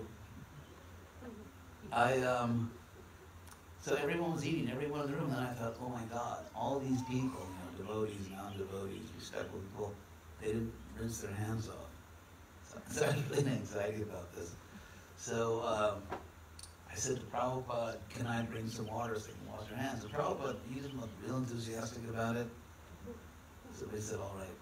So then I found a pitcher, I went around rinsing everyone's hands off so they wouldn't be horribly polluted in Prabhupada's room. And then I began to think, well, maybe it's not so important. Maybe all this talk about washing your hands, but Prabhupada didn't seem like, he almost seemed annoyed when I asked him.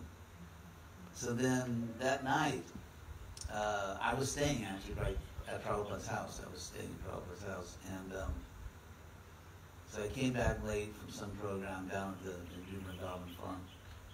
And when I came in, Prabhupada was up alone with Sudamas for me.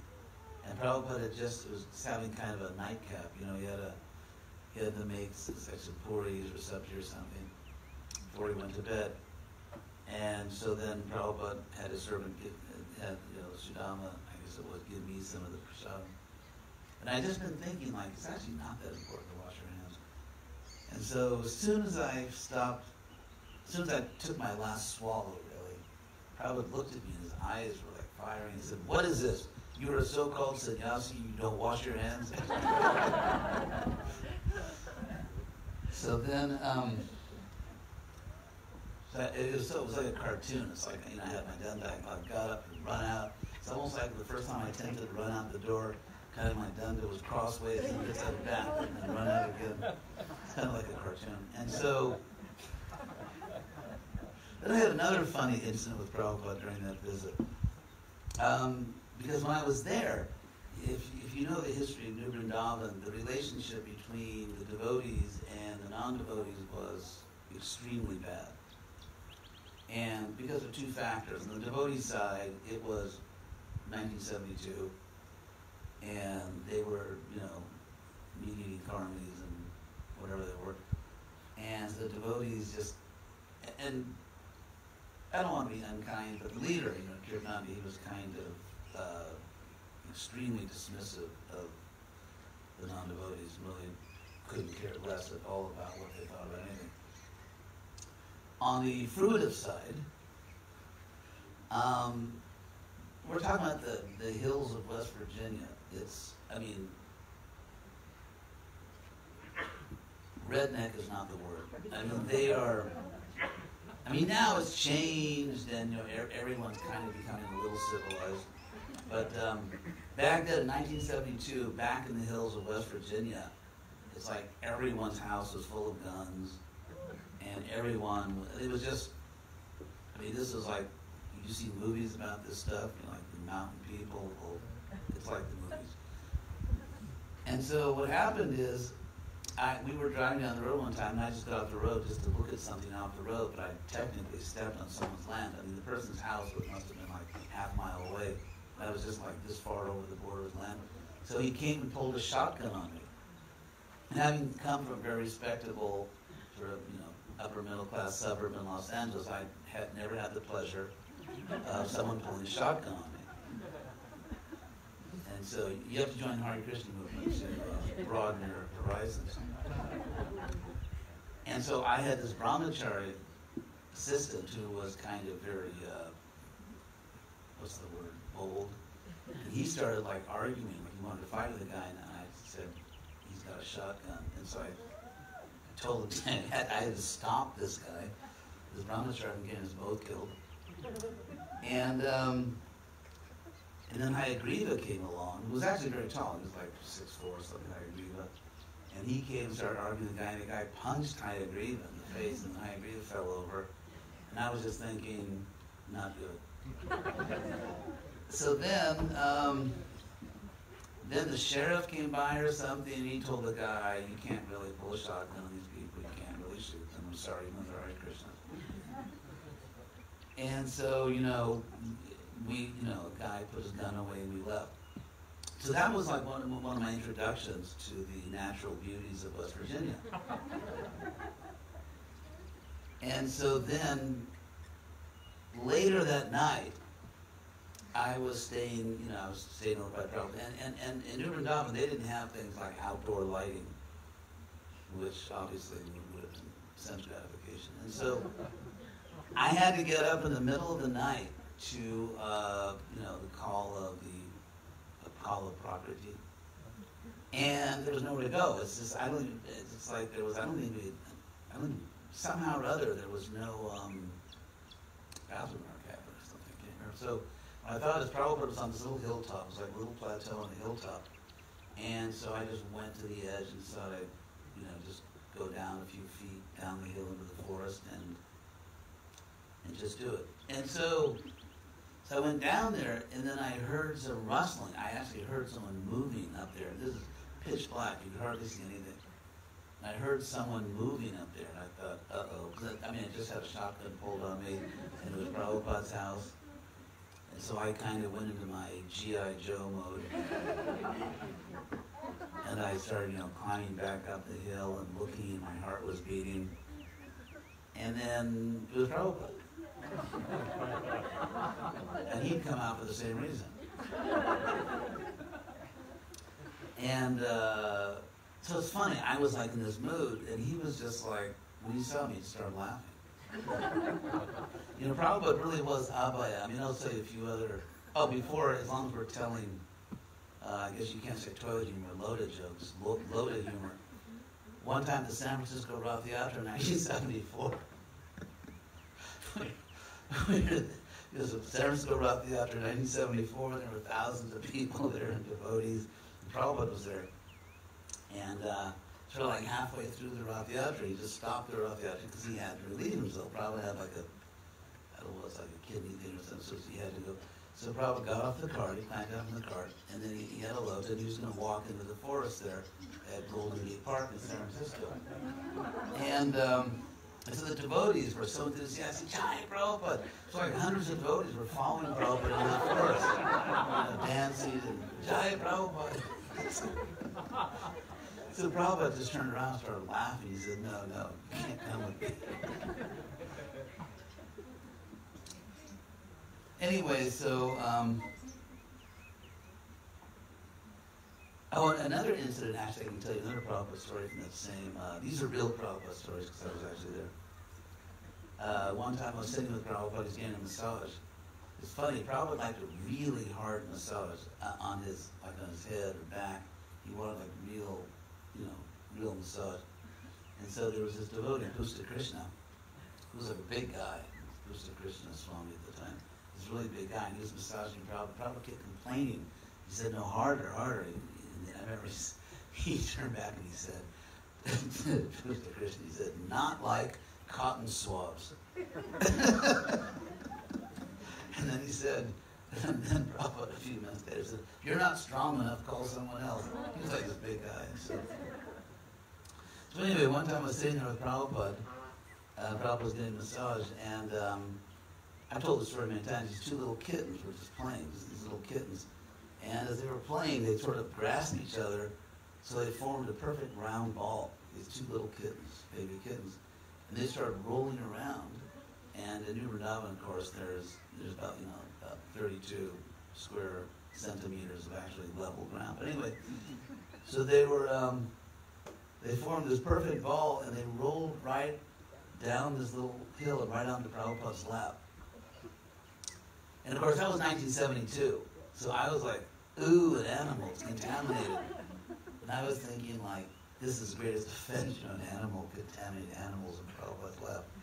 And it's so funny, because Prabhupada acted like a normal person. And he actually started petting the kittens. Prabhupada started petting the kittens. And then he looked at us, and I'll never forget this, he looked at us, because the kittens were so trusting of Prabhupada. They had no fear, and they were just with complete confidence just playing on his lap. And Prabhupada said, if I put my head on your lap and you cut my throat, that is the greatest offense. In other words, if someone takes shelter of you, if someone really trusts you, and then you betray that trust in a way that really harms that person, Prabhupada said that's the greatest offense.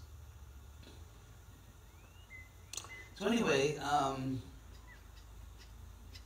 about Prabhupada's fearlessness. I told you what happened that, in the middle of the night it was pitch black. And, I was like all adrenaline, fight or flight. And Prabhupada was just laughing. I remember another time we were walking with Prabhupada at Venice Beach. And so, we were all like little ducklings. Like when Prabhupada got back, we got back to the parking lot, the paved parking lot, Prabhupada would stamp his feet to get the sand off. And so everyone would stamp their feet because in Vedic culture, you stamp your feet after you walk on the beach. So we were all in the parking lot stamping our feet. And then this big dog came. It was like a Great Dane. It was like a big dog or sort of a small horse. It was this enormous dog. He started barking at us. And we all just looked at each other, and I remember Brahmananda was there and other big devotees, and no one knew what to do because it was like this really large dog barking at us. And then Prabhupada just laughed, and Prabhupada just went forward with his cane and chased the dog away. Prabhupada had this thing where, a way to get rid of the dog, you say, hut, hut, like it's like this magic word. So Prabhupada just went out and did hut, hut. And the dog went away. Actually, that happened another time. I saw Prabhupada chase another dog away. At that time in New Vrindavan, we were walking on the, remarkably enough, on a ridge. We were taking a japa walk, and this dog came, like sort of bad dog, really barking at us. And again, Prabhupada just went forward and chased it away. I just remember I have memories of Prabhupada. He was very agile, playful. We used to walk along on Venice Beach. Prabhupada liked to walk very close to the water. So occasionally you get, a rogue wave, suddenly a wave comes, which is bigger than the other waves, and it's set. And Prabhupada was always like the first one to like scamper up the sand. He was like tremendous reflexes. He would laugh and just kind of run away from the wave. Yeah, so Prabhupada was very much a real person. He was very much a real person. And it was amazing. One thing that really amazed me is that no matter what you had done wrong, if you just came to Prabhupada and just were sorry you'd done it, whether you left ISKCON or did this or that, if you were just sorry, he would accept you instantly. Prabhupada would accept a devotee immediately. It was like, it's like parents with their children. If your children are sorry, you accept them. And how Prabhupada actually defended his disciples, because it's like if you have children and one of your kids is bullying another kid, then you have to defend your child from a sibling who's kind of a bully. And Prabhupada very much had that mood, that if he saw that one of his disciples who was in leadership position was just not allowing other disciples breathing room, he would always step in. And he would insist that everyone has to be able to serve Krishna in their own way. Of course, not to the extent that you have, let's say, in a community, absolute chaos and anarchy. I mean, obviously, Prabhupada also said that we have to follow instructions. There has to be discipline and organization. But ultimately, Prabhupada would always find a way for everyone to feel comfortable in his movement, if they were willing to actually follow him. And of course, they had limits. For example, I remember one of Prabhupada's, I'll tell you another Prabhupada story. Is that okay? One of Prabhupada's earliest disciples was a devotee named Ramananda, who was the first editor of Bhakti-Gauda in New York, a very early disciple. And then Ramananda left. He left the movement. And Prabhupada wrote this letter, which just stunned me. What happened was I was the secretary of the Berkeley Temple. I was just a young brahmachari. And so somehow, and Prabhupada was very anxious to somehow try to get Ramananda back in the movement. So he had heard that Ramananda was in the Bay Area, so he sent a letter there and to one of the leaders who gave it to our temple, and somehow it came into my hands as a temple secretary. I was just supposed to keep this letter and try to find Ramananda Roy. And so, we were all nectar hounds. We wanted nectar, and so I was just a young devotee. So what I did is, I realized I couldn't actually open the envelope. So what I did is I actually held the envelope up to the light, because I wanted to see what Prabhupada had written, what's the nectar. And what I read really stunned me. Prabhupada, I don't know if he was saying that, but what he wrote to this devotee is, I don't even know if the letter was delivered, but what he wrote to this devotee is that, I accepted you as my spiritual son, and ever since you left, I am crying at night because you're gone. And I remember reading that, and it really stunned me, like how Prabhupada expressed it. So at the same time, and so I mention this because a few years later, this Ramananda Roy actually came back and wanted to be part of ISKCON. But when he'd been out of ISKCON, he kind of adopted other spiritual practices, like he had a little Jesus thing going on, which, no problem, but it's just not the ISKCON temple thing. And so he wanted to live in one of the ISKCON temples and kind of had his own little path going on. And Prabhupada told him that if you live in the temple, you have to follow our procedure. No offense to Jesus Christ, but this is our process. And so ultimately, the Ramananda did not come back to the temple. So Prabhupada was this amazing combination of just unlimited kindness and compassion, and yet we have our standards, and you have to follow the standards. And because even if someone couldn't follow all the standards, they were trying. They accepted those standards as the standards, and they were doing their best, and Prabhupada, of course, would also find some room for them.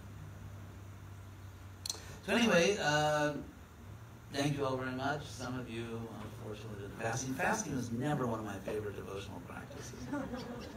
I remember one time it was what was it? It was some fast day. I forget which fast day it was. When I was a new brahmachari, I'd been in the movement about 6 months since we were out on Harinam Sankirtan, and I always wanted to break fast like as soon as the second hand reached the 12. It's like within seconds I wanted to be taking prashadam. So I never always did the fasting. And so, we were out in Sankirtan, and the Sankirtan leader that we had to follow, we were supposed to go back and break fast, and he said, "Prabhu, this is so ecstatic, let's just stay out here." I knew that in Krishna consciousness I couldn't strangle him. I knew that. So I knew that was not an option, but anyway, so I don't want to keep you all, and if any of you, some of my disciples may actually be fasting. So, what time is it now? 12:15. Oh my God, sorry about that. So, anyway, thank you all very much for coming, and Hare Krishna.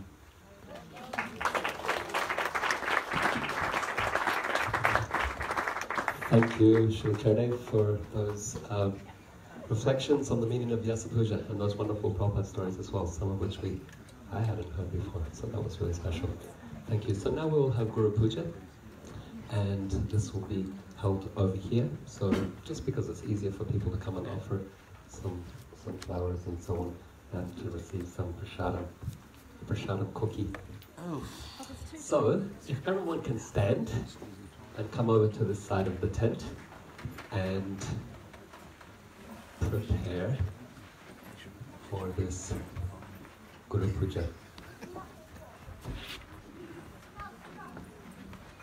Brilliant, great stories. This is what it's about, you know. I was with them all. I said, come on, 3 days of your disciples will all find.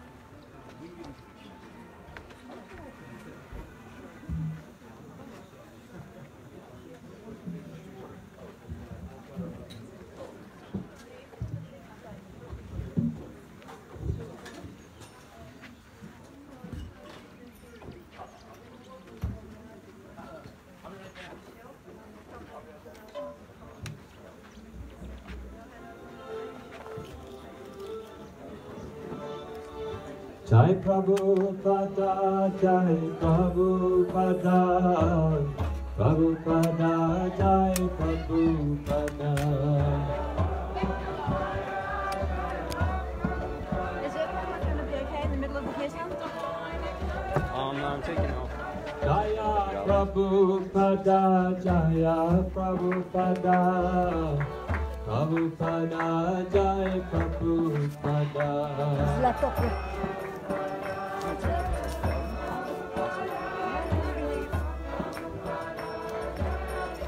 Jai Jai Prabhupada, Prabhupada, Prabhupada, Jai Prabhupada.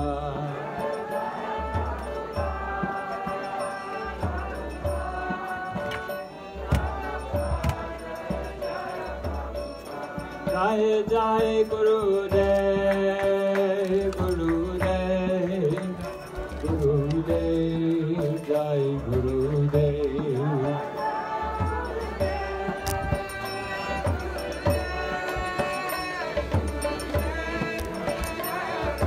Jaya Jai Gurudev, Gurudev, Gurudev, Jai Gurudev.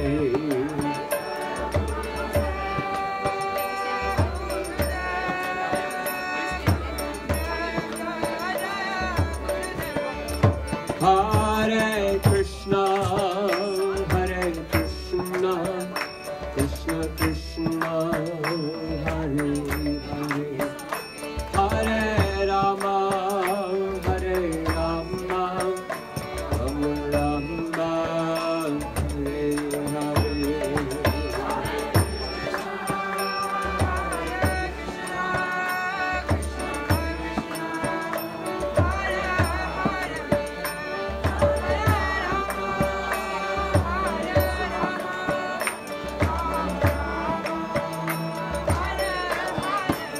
Hare Krishna, Hare Krishna, Krishna Krishna, Hare Hare, Hare Rama, Hare Rama, Rama Rama, Hare Hare.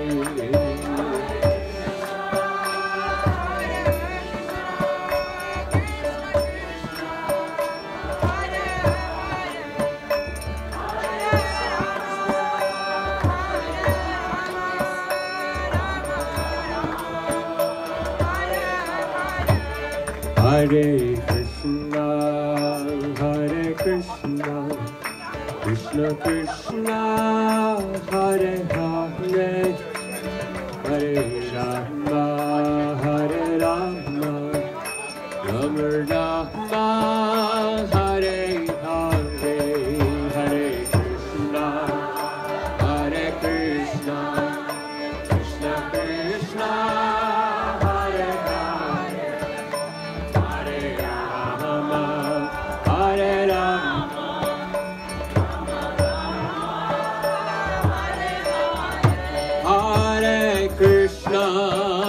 Hare Krishna,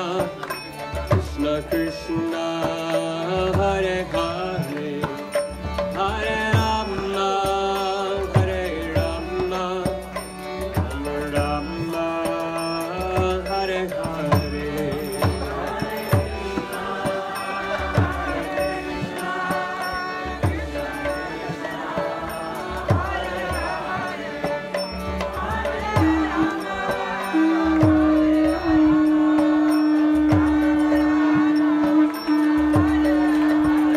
Jaya Guru Deva, Jai Guru Deva, Guru Deva, Jai Guru Deva.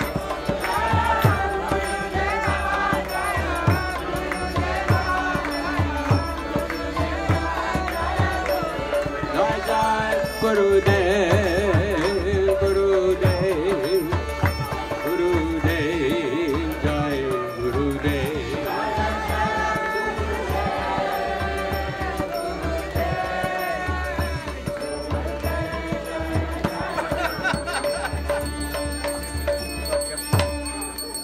Shri Guru Charana Padma Kevalabha Bhavati Sadma.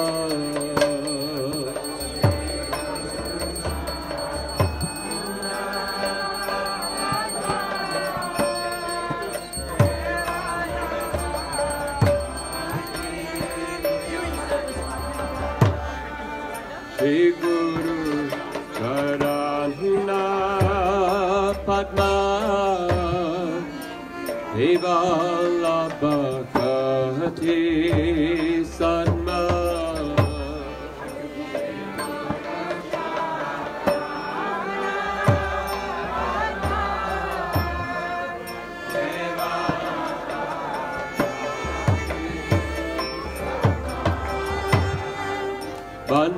Vannovi Savadana Mate.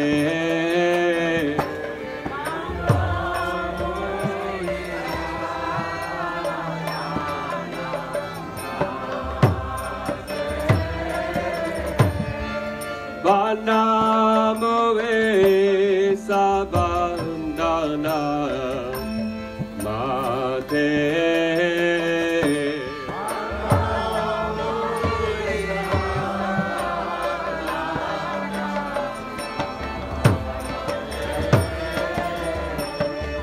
Yahara Prasad Hey Pai Hey Bhavato Riya Jai.